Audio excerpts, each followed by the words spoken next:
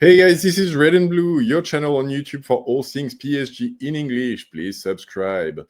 Today, we're going to do the debrief of PSG's draw against Lille last night in Lille, 1-1, goal by Nuno Mendes for PSG on a gloriously beautiful free kick, and then equalizer in the dying moments of the game, 85th minute or so, from Mbappe, brother of PSG oldie and fan in the stands for this game, Kylian, who actually watched the game. And so, yeah, like 1-1 draw. Honestly, like a few things to talk about. Overall, I'll say like pretty disappointing result for me. I do think, given the way the game went, we lost 2 points more than we gained one. But anyway, let's just drop in it, and I'll go through like what I think are the key points of the game. First thing first, I think tactically, logjam in midfield, the way Lille played the game, I had said in the preview, typically they play a 4-4-2, which can change into a 4-2-3-1. Well, for these games, they just went full-on 4-2-3-1, and they went with a trio of central midfielder, which, you know, really did a great job of shutting down any space in the midfield. Did a great job of controlling and keeping us to pretty much like no opportunity. And yes, it's Bouadi, Bentaleb and Andre, and I think the three of them really like did a strong job of closing in the space and holding us back. Actually, it wasn't even like a 4-2-3-1. It was like more. It was 4-3-3 with two winger in Fernandes Pardo on the left side, and Arauton on the right side, who were, you know, dropping back a lot and controlling the half spaces as well. And so a lot of density in that midfield. And I think on our side, we came in and started the game with Kang-In at the base of our midfield, playing Vitinha's usual spot. And then Mayulu and Ndjantou playing the two like more forward midfielders. And on top of that, Warren Zaire-Emery playing on the right flank of defense, so usual Hakimi position, but coming inside a lot, and alternating between the right side of defense and really like the center of midfield. And so you end up with, 6, 7, 8, 9 players coalescing in this center area of the pitch, central midfield center, like on both sides. And so a lot of density, which created a little bit of a logjam in the first half. I think for us, it showed that our midfielders weren't used to playing together, that they didn't really have any chances to play together before, because they didn't find themselves well. They were like, the passing was a bit slow, it took a while, and they weren't really like, you know, moving around and creating spaces the way we usually do. And on the other side, Lille, they were very happy to be able to put a block there, relatively high on the pitch, meaning we didn't really have any chances to go test their defense. I mean, we had a couple, but really not as much as we should have had. And for them, they had a couple of chances to get turnarounds relatively high on the pitch. They didn't really exploit those, but so you end up with the first half, which was very much a battle of midfield, very like tactical. Not very enjoyable to watch because there were a lot of technical errors and passes not landing. Game was quite slow, so it was by far like not one of the best halves that we've had. And it finishes with 0.3 xG on either side. So clearly not one to remember and to go back to. So that part was a bit frustrating, and I think for us on our side, that's kind of the limitations of what we've been forced to do, which is rotate our team very, very heavily, because we come in with a team where there's not like one of our usual starters in attack. There's not one of our usual starters in the midfield. There's one of them in defense with Pacho, but it is like we're beyond the rotated team at this point. It's really like fully a B team with some TTs from the academy as well. And some of them did well, some of them didn't do as well, but like ultimately, like you're playing the teams that finished fifth in the Ligue 1 last season at their place. And so yeah, that's just not enough talent on the pitch to be able to really like make a big difference, at least in the first half. So that's the way the first half went. At this point, it very much felt like this could end up like being a very sleepy 0-0 and a very boring draw. Second half went a little bit better, and I think, Luis Enrique and his staff probably had some instructions to give at halftime, because the first 15 minutes are clearly ramping up on PSG's side. We do have more opportunities.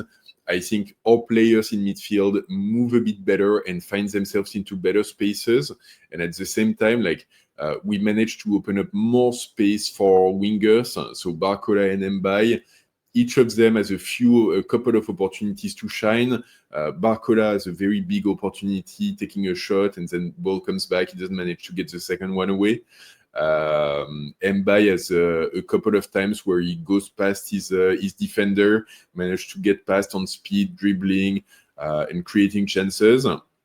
So it really feels like, we're coming back on the pitch in the second half with better positioning, more appetite, and just like better mentality in general. And so yeah, dominating that beginning of second half. And then at the 60th minute, we make our first changes and we bring on the pitch Vitinha, Hakimi, and Nuno Mendes.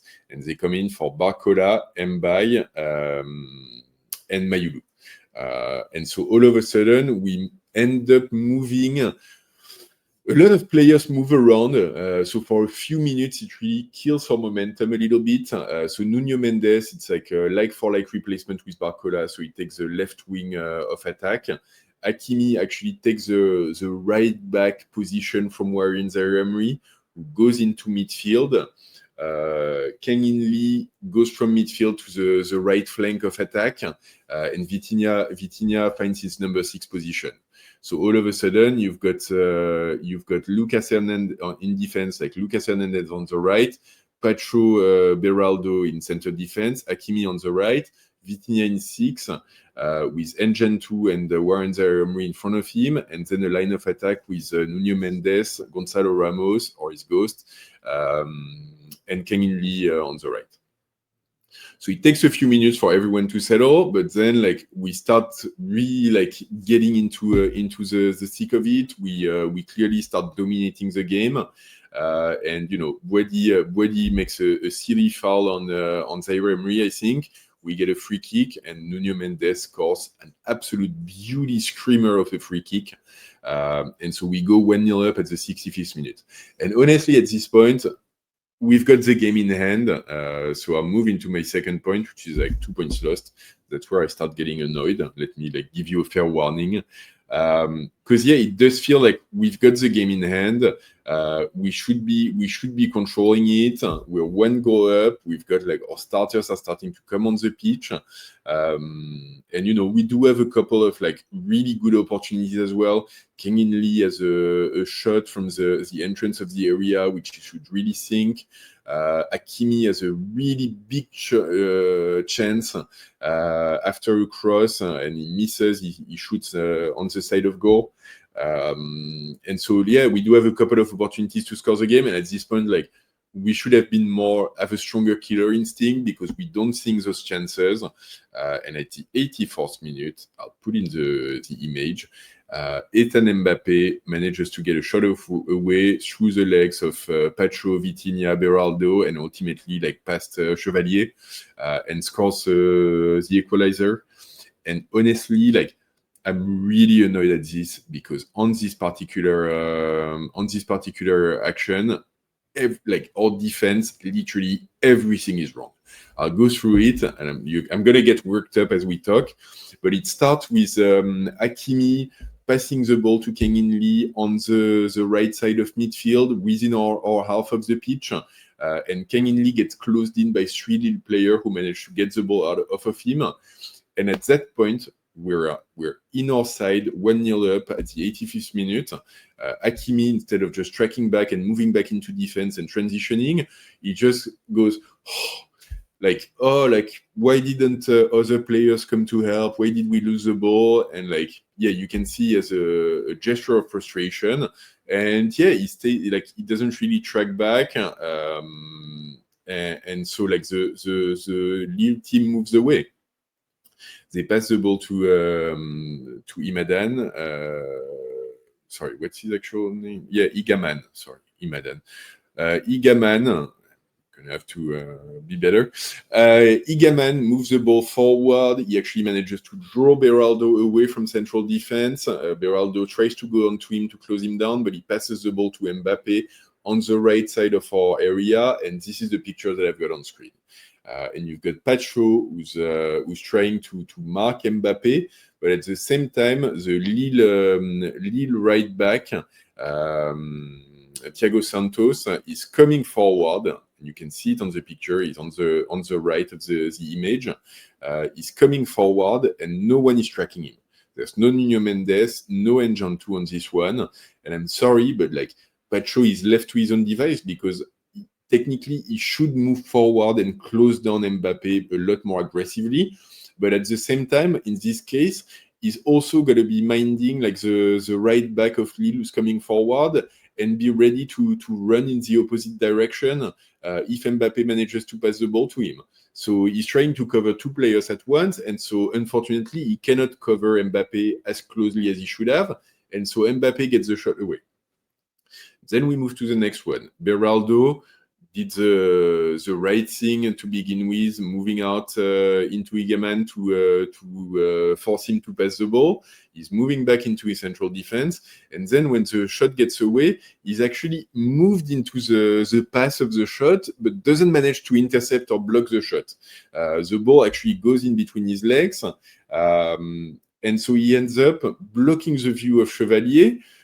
He's not really marking any Lille player because you can see like there's no real players in his particular area.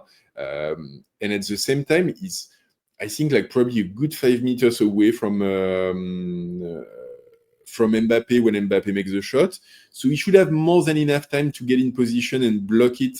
It's not a particularly strong shot. He's on the pass. He should do better there. And it doesn't block. And I'm annoyed because he had a good game and he's having a pretty good start of the season. And I'm not criticizing him overall, but on this one, it feels like he should have done better. Chevalier, unfortunately, like he doesn't have the lightning fast reflexes that he would need to have to block this one. He should do better. I think, honestly, like I expect him to be able to make this kind of saves on his line. It is the expectation when you're the goalkeeper of PSG to be decisive in this kind of area, and this is like, you know, ultimately not the fastest shot coming from a young midfielder. It's not, you know, it's not going to the top right, top left corner or anything like this. So he should be able to save it. Even if his view is blocked by Beraldo, even if it goes through the legs of Beraldo in a way that's a little bit unexpected, he should have faster reflexes to go down. And then like the last part, and I'll go back to where I started, which is on this photo, to me absolutely shocking. But like there's 3 Lille players on the far post who are in the world of their own. No PSG players anywhere near. Apparently, we don't have a right back anymore because, I don't know, Hakimi maybe decided to go have a drink or complain on something. Zabarni is kind of in between two, not really knowing where he needs to go. And you can see like a midfielder, who I think is Kang-In is like tracking back, or Ndjantou like tracking back, but far off. And I'm sorry, the 85th minute, you're only 1-0 up. It's not acceptable that you would have 5 opposing players in your area with no one to mark them. In this case, like Mbappe actually like probably takes the wrong decision because like he's not in an easy position to be able to shoot. He gets the shot away. There's a lot of PSG players in between him and goal. You know, he gets lucky, he goes past, but like honestly, in this situation, he should be crossing to the far post, and then there's three Lille players on their own who can just take every chance at goal with no one there to stop them. And Chevalier, even if he manages to block the shot, he's left with 3 Lille players in front of him who are ready to pounce on the rebound and put the ball past him anyway. So he wouldn't need to even block the ball. He would need to actually stop it. So it's, organizationally, we're nowhere. Our players are running like chicken with their head cut off, and they don't have the right attitude on this one. And that's why I'm honestly annoyed, because, I'm sorry, but Ethan Mbappe at the entrance of the area, there is no way in any way for him to end up scoring a goal from there. There's no way, honestly. So we lose 2 points on this. He manages to score, and I'm sorry, we lose 2 points by our defense being nowhere on this one, but we also lose 2 points by us not managing to kill the game earlier as we should have. So I'll just move on to the tops and flops. This is really what I had to say about the goal from Lille. Tops and flops, a few players who did really well. I think Kang-In had a really good game. I liked him as a number 6. He tried to do a few things like Vitinha, obviously not exactly at the same level. But I think in particular, he had a few long passes and crosses in the first half and in the beginning of the second half that really did very well. Creating space on the wings, moving around the Lille block. So that I thought was really, really interesting. And technically he's sound. He gets around the press. So I thought it was a really interesting game from him. Pacho also had a really good game. Completely dominated Giroud. Manages. He was really everywhere in defense. Killed every Lille opportunity. Ultimately, he's doing the best he can on the goal. I wish he had come out a little bit more strongly on Mbappe, but he's left to his own devices by his partners. Other than this, really, really strong game. And I thought it was actually interesting. At the end of the game, he ends up being the one who's playing the left side of defense, and Beraldo is on the pitch. So last season, typically Beraldo would be the one moving to the left side. Now it's Pacho, and I think it actually works a little bit better, apart from all of the madness that I've described on the second goal. But I thought it's actually interesting to see him move to the left versus Beraldo. And then Ndjantou as well, I want to mention, didn't have a top game by any mean, but it was his first start with the pro squad. He played the full game. He was, I think, I didn't see the final data, but at the 80th minute, he was the player on the pitch who had run the most. He had nearly 10K of running. And so he didn't really he tried to do a lot. He ran everywhere. He had a very good attitude. Sometimes he's not exactly sharp tactically. He's not exactly where he's supposed to be. He's not going exactly where he's supposed to go. Ultimately there's a difference between running a lot and running smart. And I think he was probably more on the running a lot side. But he's 17-year-old. It's his first start with the pros. Great attitude. Didn't succeed at everything, but on balance, pretty good game for him, and probably we'll see him again on the pitch later on this season. And then moving on to the flops, again and again and again and again, Gonzalo Ramos. Sorry, I don't know why I said that. Gonzalo Ramos, nowhere to be seen, starting a game and completely disappears. And I'm sorry, but enough is enough, and after the international break, hopefully we get back Doué, we get back Vara, we get back Dembele. And I'm sorry, but for me at this point, Gonzalo Ramos is a number six choice, if not number 7. And he's got no one to blame but himself, because he had every opportunity, and time again, he disappoints. And it's today is nowhere to be seen, and it's not enough, just simply not enough. And I think, long term, we're going to have to ask some tough question about whether he's got a space in this club or not. It pains me because, honestly, he's a great guy. He's got a great attitude, never complains, never, comes on the pitch, does what he's told and so on. But, he's not getting there. So yeah, not enough. And then who else they have? Oh yeah, Barcola. Barcola, I thought like didn't do as well as he could have, but I think he's not as far as what I've been seeing a lot of people say. Obviously, he's the remaining star of the attack, and so like a lot of it was on his shoulder. I think he's got a couple of opportunities that he doesn't think. But simply put, if he scores on one of his two opportunities, no one is criticizing his game. So it's not far, not enough, but not that far. And ultimately, like, yeah, I kind of expected more for him. But I think it's like a 4.5 out of 10 kind of game for him. And hopefully, yeah, he can show better things on the pitch because, yeah, with the other players coming back, it's going to get tough for him. Kvara is going to get ahead of him, Doué is going to get ahead of him, and there's not really going to be that much room to argue. So he does need to be more decisive. He does need to have a stronger killer instinct. And on this game, I didn't see those things from him, sadly. So yeah. So anyway, this is what I had for you guys on this game. Here we go. This is what I had on you for you guys on this game. 1-1, honestly, a little bit disappointing, but at the same time, it's not an absolute drama to be drawing at Lille. Like I said, they finished 5th last year, so it's not a horrible result. It does feel like we had the win within our grasp, but it's football sometimes. Ultimately, like we won the game against Barcelona, which was really the one to win this week. We go into international break now and have a chance to get some players back into fitness and into the squad. And we're on top of Ligue 1, so ultimately, like, happy days. But yeah, like, anyway, please, if you've made it this far, please drop a like on the video. Please drop a comment with what you thought of the game. Did I miss anything in my analysis? Was there anything else that you guys saw? And as always, like, please subscribe to the channel, hit the bell to get notified of future videos. And don't forget, ici c'est Paris!